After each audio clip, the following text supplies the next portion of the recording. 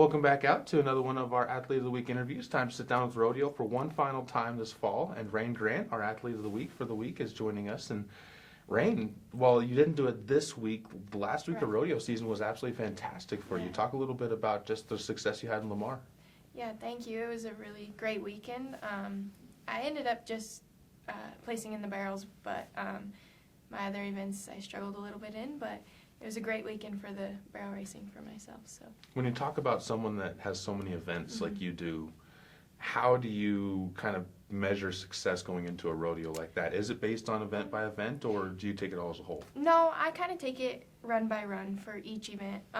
You can't carry, like in Lamar, I had all 4 of my events in the one slack. So, I kind of had to, if I had a bad run, I had to move on and go to the next. You can't carry it with you too much. So that's why I say you take one run at a time.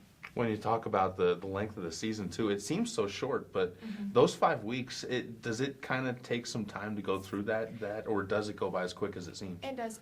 It goes pretty quick. It can either be a great 5 weeks or a pretty rough 5 weeks.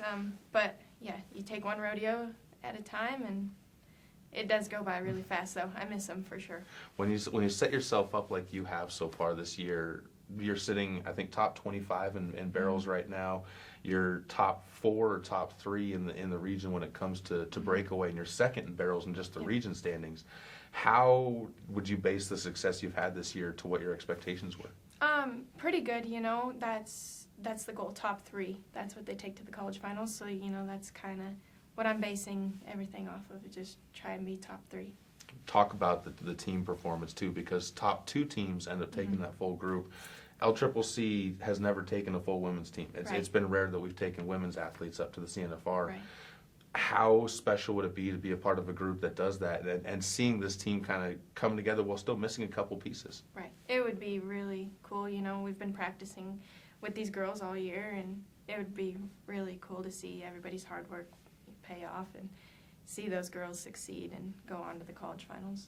You have a couple of seniors that you guys have been looking up to on this team. Peyton Fighter, obviously the biggest name among those, but now that you've become a sophomore and kind of that class last year has moved into that sophomore role, what's changed? Has anything changed as far as the leadership you guys bring? No. I mean, I don't think so. I think, and there's really no leadership or seniority or whatever, but we all work together as a team really great, and I think we're all one team as a whole, and someone loses, everybody loses, so that's pretty cool. You're a member of another team too, because you're part of Team Wyoming.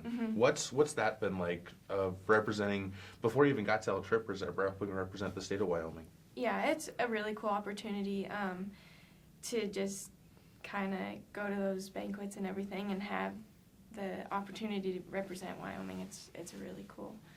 It's been a great experience for sure. Now you're going into communications and that side of things as well. Has that helped you kind of with the learning kind of what goes into the other side of sports and the other side of athletics? It has, yeah, a lot. I've looked a lot at the media and everything, and representing L Trip, just working with you and stuff, and everything that you do to represent us and stuff. It's really important for rodeo especially, and I think that's really cool. It's something I want to get into.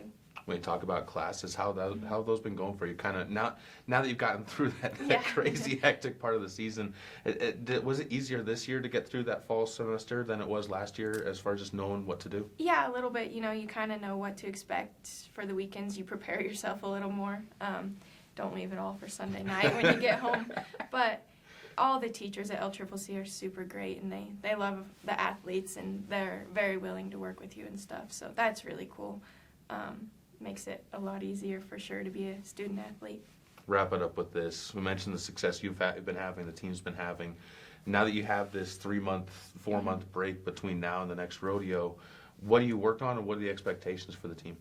For a few weeks I'll probably give my horses some time off, and then I'll go on to kind of prepare myself, get back into that groove, the same practicing with everybody and stuff. So, but expect to work hard and practice hard and get ready for the spring season for sure.